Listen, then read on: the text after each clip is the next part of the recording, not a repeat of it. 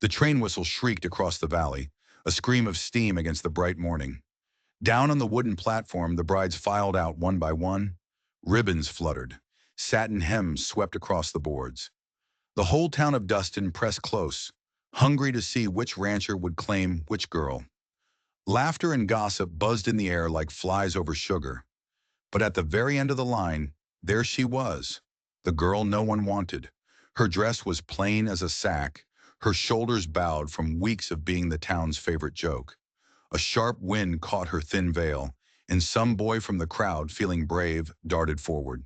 He yanked the fabric from her head with a jeer, waving it like a trophy. The onlookers roared. She snatched for it, her cheeks burning hot with shame, but she stumbled. The veil fluttered to the ground, trampled under a dozen dirty boots. "There she is," someone crowed. "The unwanted one.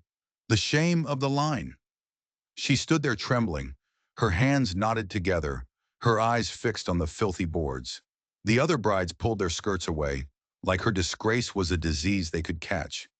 It seemed for a moment she might just shrink and shrink until she disappeared entirely.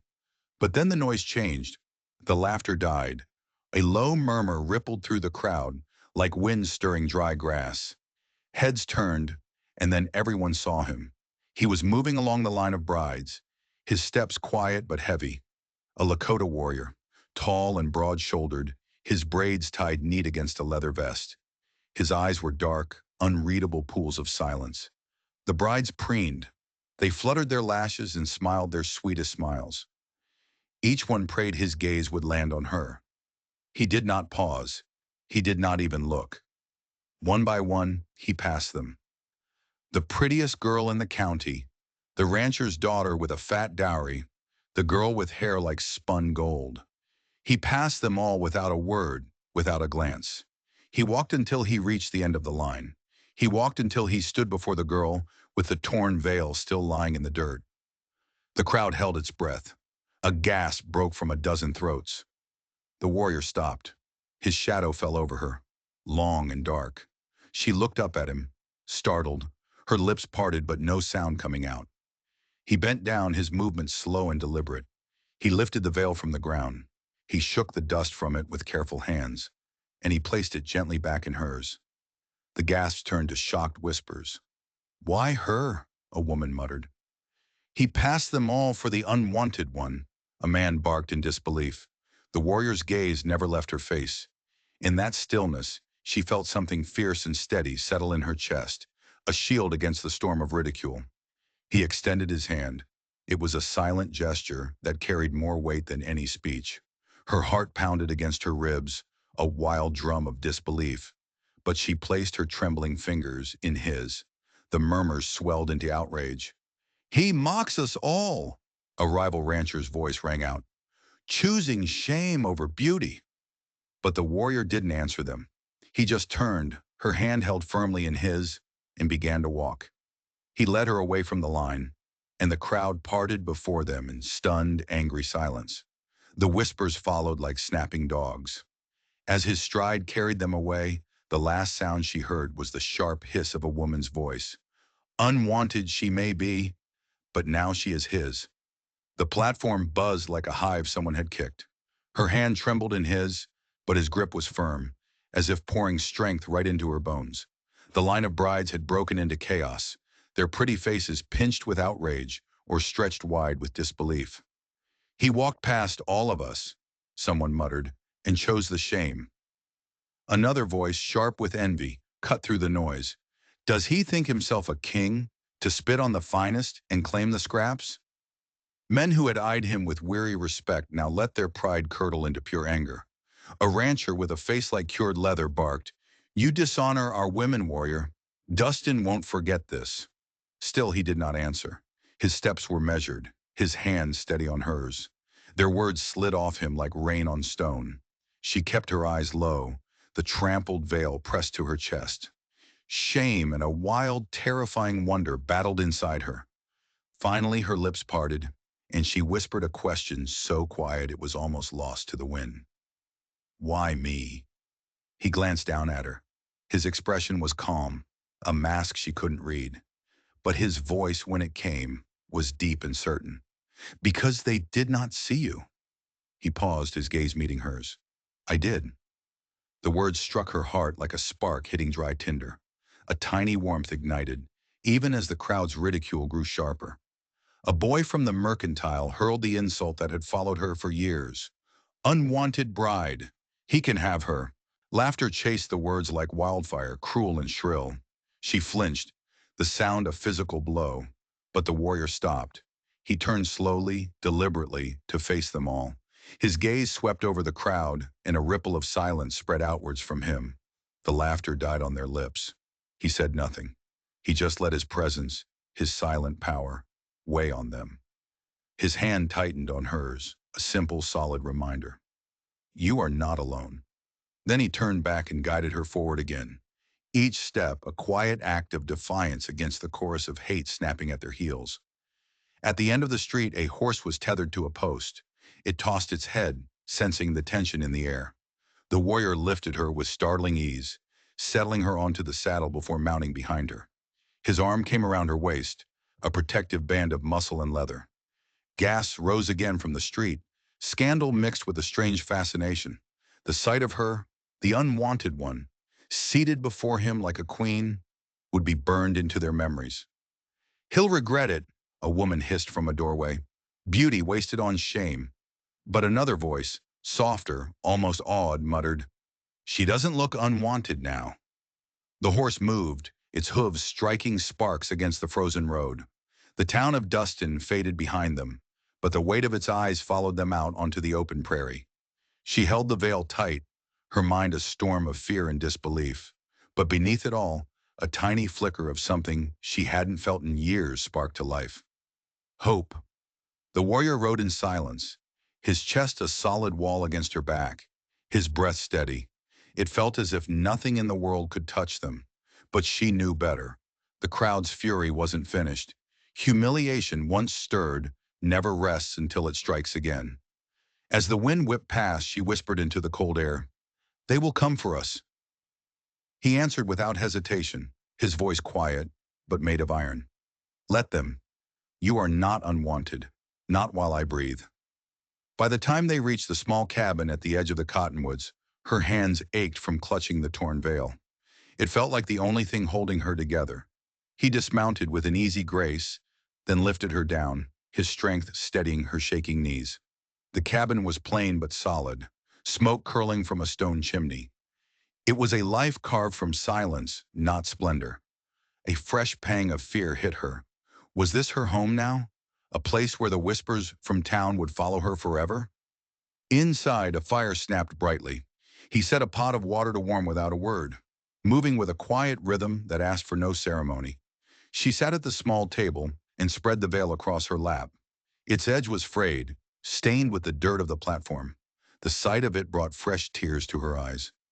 Do you know why they call me unwanted? She finally asked, her voice breaking on the last word. He turned from the fire, his dark gaze fixed on her. He said nothing. He simply waited.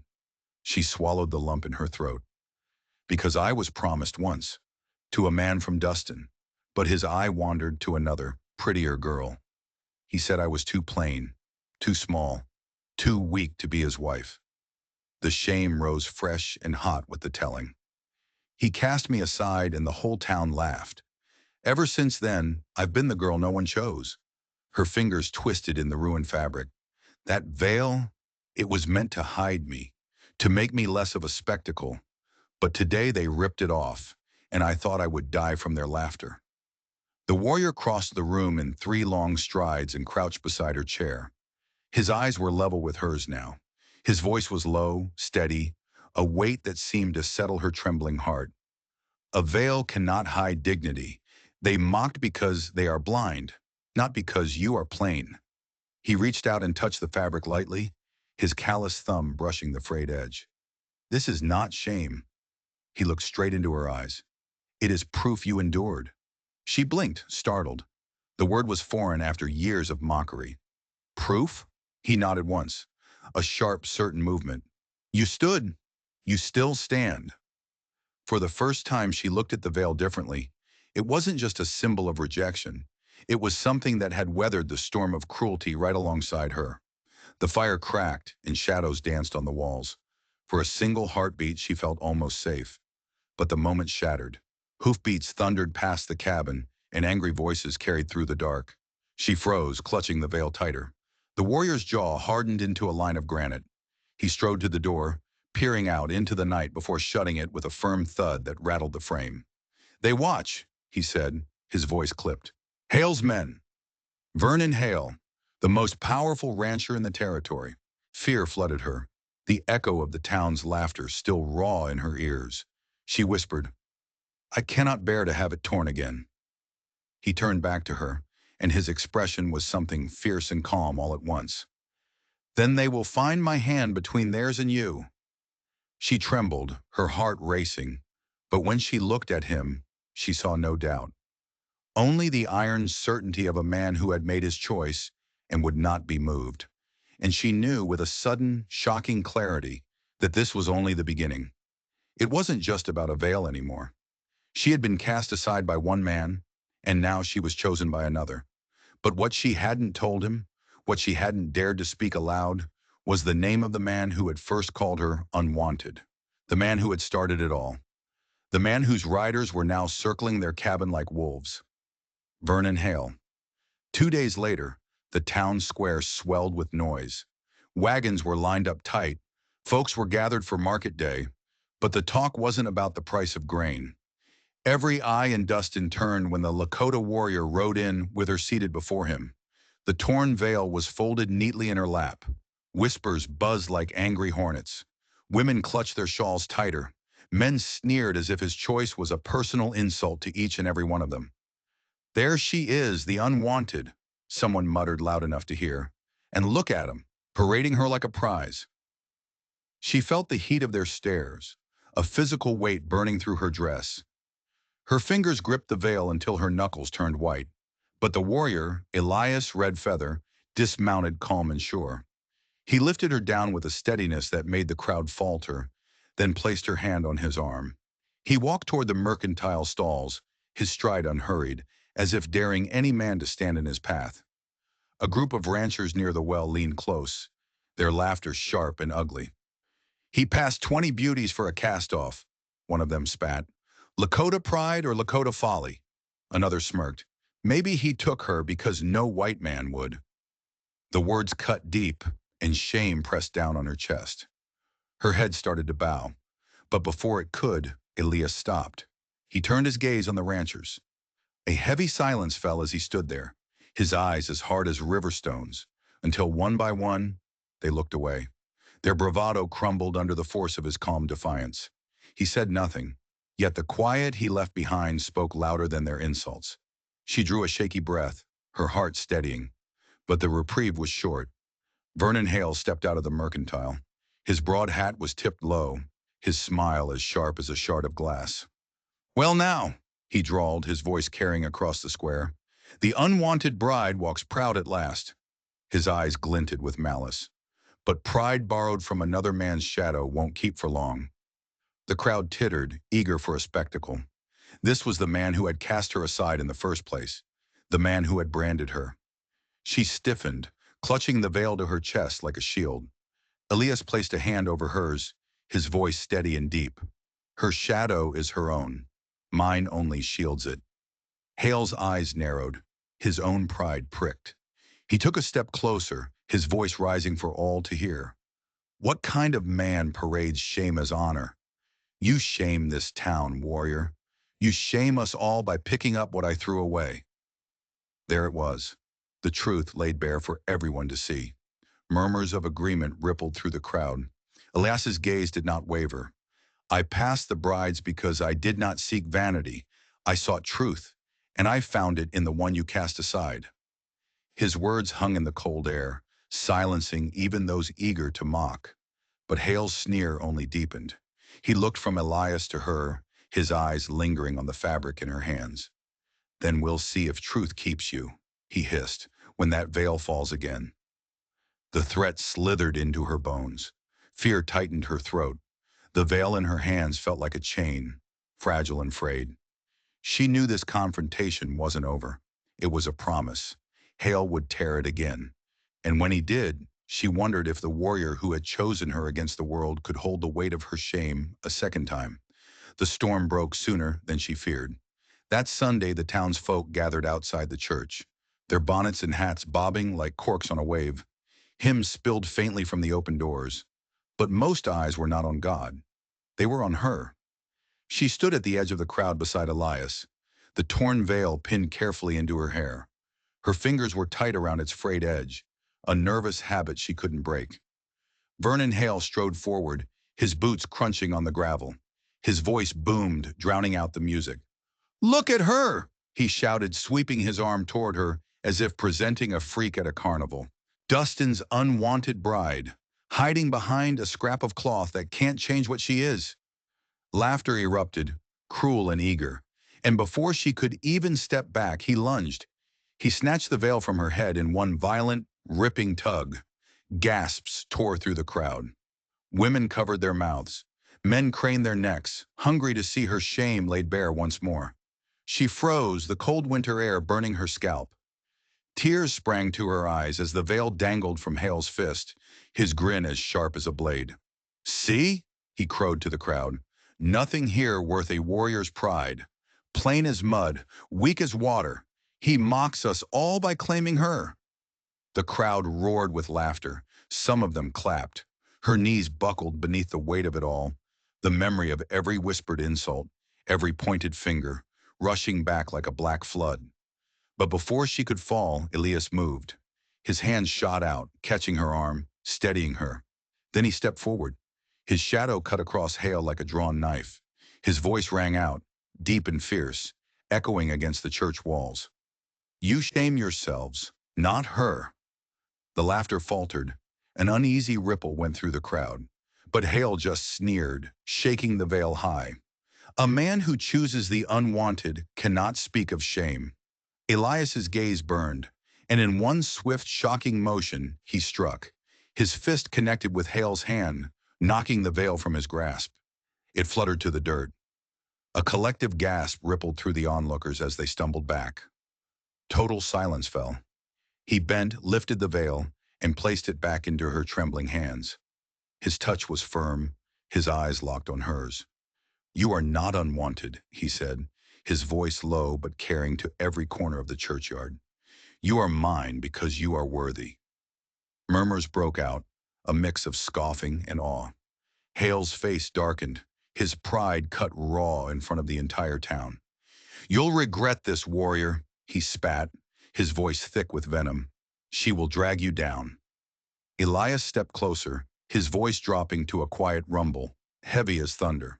"Better to be dragged down by truth than lifted by lies." Hale recoiled as if struck again.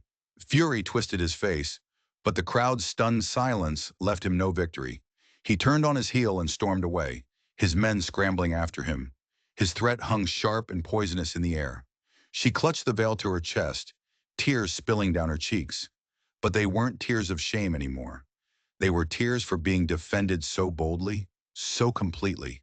For the first time, she felt the fabric not as a curse, but as something sacred, something guarded by his vow. The week that followed turned Dustin into a cauldron. The town's voices were split right down the middle. At the mercantile, some women muttered that Elias Redfeather had ruined the natural order of things, that it was indecent for her to walk around with that tattered veil stitched up and worn like a banner of defiance. But other women whispered, quieter, that perhaps they had missed something, that the way he'd placed the veil back in her hands had been a kind of crowning no minister could ever match. Children stared when she passed. She kept her head high, though her fingers never strayed far from the fabric clutched against her chest. Elias moved through the streets as if none of it touched him, his stride steady, his gaze meeting every challenge. But beneath his calm, she felt it, a coiled tension, a man bracing for what was sure to come. One evening, as the sun bled across the snow-covered prairie, she laid the veil on the table. "You can't fight a whole town," she whispered. He was setting kindling in the hearth. He straightened, his eyes finding hers in the firelight. "I won't fight a town. I'll fight the man who stirs it." She shivered. She knew he meant Hale, and she knew a man's pride, once wounded so deeply, would bleed for revenge. What if he tears it again? She asked, her voice breaking. What if I break? Elias crossed the room and stood over her. His hand gently lifted hers so the veil lay between their palms. Cloth tears, he said, his voice quiet but solid as the earth. You don't. Still, the whispers followed them. He'll tire of carrying pity, a matron scoffed at the well. Veil or no, she'll always be the unwanted one. A boy laughed at the smithy. But there were other words, too. She stood so tall when he faced Hale, one woman admitted to another. Maybe unwanted doesn't mean unworthy. Those words were a fragile shield. Hale's men loitered on corners, their laughter always a little too loud when she passed. The town square felt like a stage, the veil both her shield and her target. She felt their eyes on her constantly. One night she dreamed it was torn to shreds, ripped apart by hands she couldn't see. She woke with a gasp to find Elias beside her, his arm thrown across her waist, guarding her even in sleep. And she realized the veil's weight had changed again. It was no longer a mark of shame, it was a challenge, daring her to prove she was more than the name they'd given her. But the storm hadn't truly broken yet. Hale's pride was festering. And as dawn broke the next morning, a rider galloped through Dustin, shouting the news. Vernon Hale had called for a gathering at his ranch. He promised the town they would see the truth unmasked once and for all. She clutched the veil, her heart pounding. The final test was coming. The day of Hale's gathering dawned sharp and brittle. The snow crunched under wagon wheels as the whole town streamed toward his ranch. Hale meant to prove the Lakota's choice was a mockery. He meant to tear down the last scraps of her dignity. She rode beside Elias, the veil folded in her lap, her fingers clenching the fabric with every beat of her heart. Eyes followed them from every wagon they passed. Pity from some, hunger for spectacle from most. At Hale's ranch, the yard was swarming. Lanterns were strung from the porch, and the air was thick with the smell of roasting meat and cider. It looked like a party, but it felt like an execution. Hale stood on the steps, his smile wide and false. "Welcome, Dustin," he called. "Today we see the truth. Whether a man's pride can turn shame into honor, or whether a scrap of cloth hides nothing worth keeping." Laughter rose sharp and ugly. All eyes swung to her as she slid from the saddle. The crowd parted, forming a ring in the frosted yard. Hale strode forward, his boots kicking up snow. He held up a fresh length of white muslin. "A new veil for the unwanted bride," he crowed. "Let's see if hiding her face finally makes her fit to stand among us." The crowd chuckled, her stomach twisted. But before she could falter, Elias stepped into the circle, his shadow falling across Hale's smirk. His voice rang out, deep and clear. "No veil makes her worthy. She is worthy because she endures." But Hale just sneered, tossing the muslin at her feet. "Then prove it," he snarled. "Let them all see what you're so desperate to guard." Gasps rippled through the ring. For a heartbeat, she couldn't move. But then Elias turned, his eyes on hers, steady as stone. "Stand," he whispered. It wasn't a command. It was a vow. She bent, but not for the new muslin. She picked up her own torn veil and lifted it high. Her voice shook, but it carried. "This veil was torn by scorn and trampled in dirt," she said. "But it is still mine. And I wear it not because it hides me, but because it shows I endured." The crowd hushed. Hale's face darkened with fury. "Pretty words," he spat. "But endurance won't help when men take what they want." He reached to snatch the veil again. But Elias moved like lightning.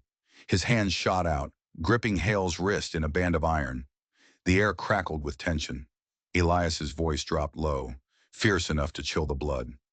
"Touch it again, and you won't draw breath to boast." Hale yanked his arm back, his eyes gleaming with a promise of violence. The crowd, once so eager for her shame, now muttered with uncertainty. As Elias led her back through the ring, she pressed the veil to her heart.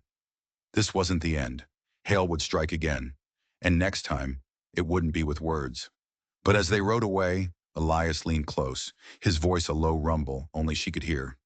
"Hale's father cheated my people of this land years ago," he said. "This was never just about you. It's about justice." The revelation hit her like a physical blow. This went deeper than she could ever have imagined. It was a blood debt, waiting to be paid. That night, the cabin walls felt thin as paper. She sat by the fire, stitching the veil where Hale's lunge had torn a new rip in the fabric. Outside, the wind moaned through the cottonwoods. Elias stood at the window, a sentinel watching the darkness. "They will come again," he said quietly. "He won't forgive you for shaming him," she whispered, her throat dry. "Hale's pride is a festering wound," Elias replied, turning from the window. "Wounded men are the most dangerous." She touched the frayed edge of the veil. "Every time they tear it, I feel myself torn with it." He crossed the room in 2 strides and knelt beside her, his large hand covering hers. The veil caught between them. "Cloth can be torn," he said, his voice like stone. "But not you. They mistake your silence for weakness. I see the truth they refuse to." Her eyes met his, and the weight of his words pushed back her fear. Just as she was about to speak, a harsh knock hammered against the door. Elias was on his feet in an instant, rifle in hand. "Who is it?" he barked. A voice, slick with mockery, answered from the darkness. It was Colby, one of Hale's hands. "Hale says the unwanted bride belongs to the town now. Come see how quick she's stripped of her warrior's pride." Rage surged through her, a white-hot mixture of shame and fury. Before she could think, Elias flung the door open, the rifle leveled. 3 men on horseback sat in the yard, torches in hand, their faces twisted into ugly grins. "You can't guard her forever, Red Feather," Colby sneered. "Soon the men of this town will take what you can't hold." Elias's voice thundered, steady as an oath. "Ride now, before I put your torch out in the dirt with your blood." They chuckled, but something in his eyes made them hesitate. Colby spat into the snow. "Hale will finish this," he snarled. "And next time, no veil will save her." They wheeled their horses and vanished into the night. Elias bolted the door. She rose from her chair, trembling but fierce, the veil still in her grip. "They will tear it again," she whispered, "and me with it." Elias stepped close, his voice soft now, but burning with promise. "Then let them come. When the veil falls, I will be there to lift it, again and again, until they learn it is not the cloth they fight, it is us." The storm broke in the heart of Dustin the next day. Hale had called every man to the square, claiming the town's honor demanded the unwanted bride be stripped of her false crown for good. The streets were packed. She walked beside Elias, the veil pinned in her hair, her fingers clutching his arm so tightly her knuckles were white. Hale stood on the fountain ledge, his voice booming over the crowd. "Here she is, the girl no man wanted, paraded like a queen. Dustin, will we bow to this shame?" A roar of cheers and laughter answered him. He leaped down, striding toward them, his eyes locked on the veil. "Take it off," he snarled. His hand shot out. But Elias was faster. He caught Hale's wrist, twisting it hard. The square fell silent. "No man tears from her what she guards," Elias thundered. "This veil is not yours to touch." Hale wrenched his arm free, his face scarlet with rage. "She shames us all. If you won't strip the veil, I'll break you to prove it." He swung a fist like a club. The square erupted into chaos. Elias met him blow for blow. She was pushed to the edge of the crowd, the veil clutched in her hands, her heart tearing with every strike. Hale was bigger, stronger, but Elias fought with a fury drawn not from pride, but from a vow. Again and again he was knocked down, and again he rose, his braids whipping, his eyes blazing with purpose. Slowly the crowd hushed. The bloodlust died, replaced by a stunned awe at his defiance. Finally Hale staggered, blood dripping from his lip. He lunged one last time, his hand reaching for the veil pinned in her hair. But Elias caught him, driving him hard into the dirt. The crack of his fall echoed through the silent square. The laughter was gone. Elias stood over the beaten man, his chest heaving. "You call her unwanted," he said, his voice raw but clear. "I call her mine, and I will stand until none of you dare speak her name with scorn again." He turned and held out his hand to her. She stepped forward, placing her trembling fingers in his. The veil had come loose in the struggle, half torn and dangling. The crowd gasped as he lifted it gently, brushing away the dust. His voice softened, but it carried to every corner of the square. This veil does not hide her, he said. It crowns her. A murmur spread through the onlookers. Hale groaned in the dirt, his pride shattered, his men too cowed to move. The tide had shifted. She could feel it. Children stared, not with cruelty, but with wide-eyed wonder. Women whispered, not with scorn, but with something that sounded like envy. Tears fell freely down her cheeks as Elias led her from the square. The sound that followed was not laughter. It was the heavy, breaking sound of silence giving way to something new. But she knew Hale's hatred wasn't dead. It was just buried in the dirt, waiting for nightfall to rise again. That night, the air in the cabin was thick with vengeance. She sat by the fire, stitching the veil again. It was torn in two new places, stained with the dust and blood of the square. No thread could ever truly erase the scars. Elias paced by the door, his rifle in reach. "Hale will come before dawn," he said, his voice a low, certain rumble. "He cannot bear the silence after his fall."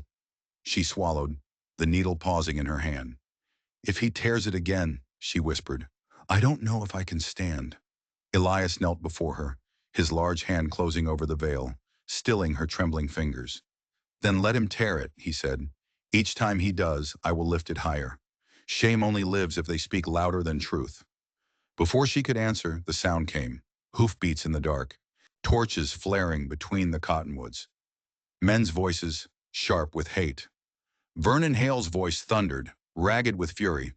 "Come out, warrior! Tonight Dustin takes back its pride!" The door shuddered under their fists. Elias flung it open and stepped into the yard, the rifle leveled. Torchlight lit a face carved from stone. "Pride?" he called into the night. "You lost it when you trampled truth beneath your boots. She was unwanted before you came, and she'll be unwanted when you're gone." Hale screamed, lunging forward. Then from the doorway, she stepped out. The mended veil was clutched in her hands, her knees trembling, but her voice rising clear and strong enough for every man to hear. "You call me unwanted," she declared, "but he walked past every pretty bride for me. He lifted this veil from the dirt when you tried to grind me into it. You cannot make me less by tearing cloth. I am chosen, and I am his." She lifted the veil high. Its scars and stitches caught the torchlight like silver threads. It was no longer a mark of shame. It was a banner of defiance. The riders shifted uneasily. Hale's fury cracked, his rage faltering against the granite of her words. He charged, his hand outstretched to snatch the veil one final time. Elias struck first. His fist crashed into Hale's jaw, sending him sprawling into the snow. His men just watched, their bravado broken. No one moved to help him. The warrior took the veil from her hands, raising it high for them all to see. His voice was thunder. "This veil is not torn. It is whole because she stands, and I stand with her." Silence. One by one, the riders turned their horses and melted back into the darkness, leaving their leader broken in the dirt. Elias lowered the veil, placing it gently back into her hands. As dawn crept over the horizon, the tattered veil hung in the cabin window, a proud banner of a love that had faced the storm and won. If you enjoyed this story, don't forget to like and subscribe to Echoes of the West for more tales of true grit. Let me ask you this. If the world tried to brand you with a mark of shame, would you let it define you, or would you wear it as your crown?